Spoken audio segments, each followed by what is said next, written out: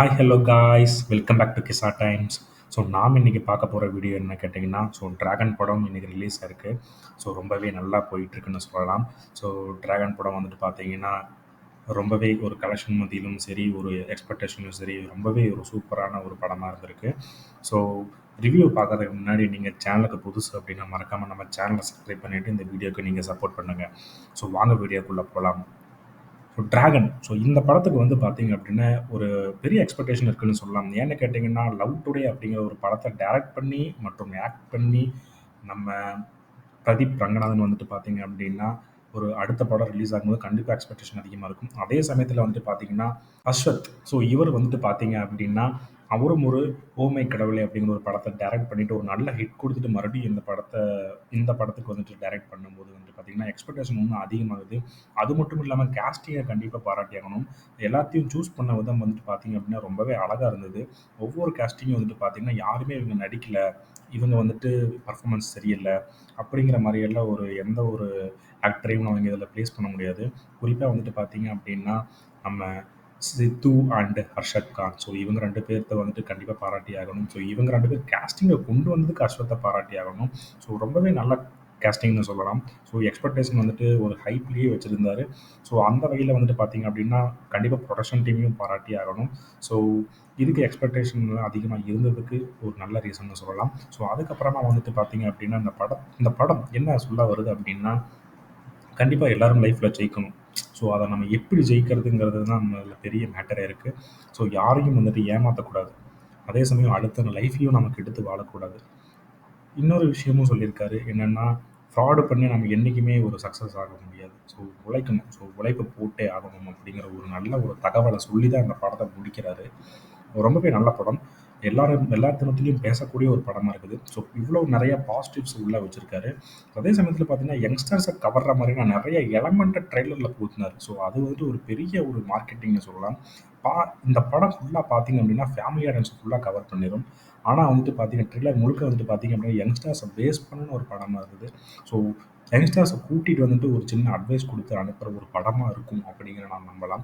So நெறைய positives இருக்கு. ஆக்டர்ஸும் அதே பார்த்தீங்க அப்படின்னா, எல்லாமே நல்லா நடிச்சிருக்காங்க. யாரையுமே நான் இவங்க தான் இவங்க சுமாரா நடிச்சிருக்காங்க. அவங்களுக்கு இவர் தனியா தெரியறாரு அப்படிங்கிற மாரியெல்லாம் எதுவுமே இல்ல.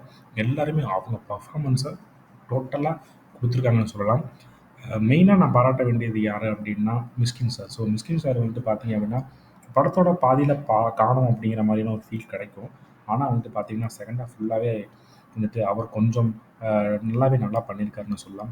அவருக்கு பார்த்தீங்கன்னா, ஒரு ஒரு நடிகரா பார்த்தீங்கன்னா அப்படின்னா, இது எல்லாருக்கும் மனசுல நிக்கக்கூடிய ஒரு கேரக்டரா இந்த படத்துல பண்ணியிருக்காருன்னு சொல்லலாம். நெக்ஸ்ட் பார்த்தீங்கன்னா, 2 ஹீரோயின்ஸையும் நம்ம பாராட்டி ஆகணும். குறிப்பா அனுபமா பாராட்டி ஆகணும். அனுபமாவோட கேரக்டர் பார்த்தீங்க அப்படின்னா, படம் முழுக்க ட்ராவல் ஆகுற மாரியான ஒரு கேரக்டர். ரொம்பவே அழுத்தமான ஒரு கேரக்டர குடுத்துருக்காங்க. அந்த வகையில அனுபமாவோட கேரக்டர் அதோட வடிவமைப்பு பார்த்தீங்கன்னா, ரொம்பவே நல்லாயிருக்கு. அடுத்து பார்த்தீங்க அப்படின்னா, நம்ம ஹீரோ.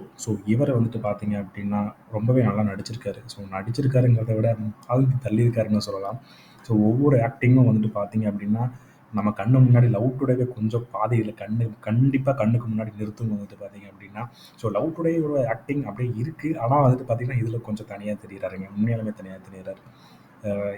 இவரோட ஆக்டிங் பார்த்தீங்க அப்படின்னா, ஒரு கட்டத்துல உங்களுக்கே ஒரு ஒரு ஃபீல் குடுக்கும். இவரும் நம்ம ஆளு தான். இவனும் நம்ம லைஃப்ப தான் அவன் வாழ்ந்துட்டு இருக்கான் அப்படிங்கிற மாரியான ஒரு ஃபீல் உங்களுக்கு குடுக்கும் கண்டிப்பா. அந்த வகையில பார்த்தீங்க அப்படின்னா, கண்டிப்பா இந்த படத்த பாராட்டி ஆகணும். நெறைய நெகட்டிவ்ஸ்ன்னு இந்த படத்துல பெருசா எதுவுமே இல்ல. எதுவுமே நெகட்டிவ்ஸ் கண்ணுக்கு தெரியலங்க. எதுவுமே நெகட்டிவ்ஸ் கண்ணுக்கு தெரியல. ஆனா ஒண்ணே ஒண்ணு சொல்லணும் அப்டின்னா, எனக்கு என்னவோ லவ் டுடேயோட மேக்கிங் அப்படியே கொண்டு வந்துட்டாங்களோன்னு தோணுதுங்க. படம் பார்க்கும்போது இது கொஞ்சம் விளையாட்டுத்தனமா தான் நான் சொல்றேன். பட் இது நான் சீரியஸா எதுவுமே சொல்லல. ஏன்னு கேட்டீங்கன்னா, உங்களுக்கு லவ் டுடே படம் பார்த்துருப்பீங்க. அந்த படத்தோட மேக்கிங் கிட்டத்தட்ட இந்த படம் மாரியே இருக்கும். ரொம்பவே என்ஜாய் பண்ணுன ஒரு படம்.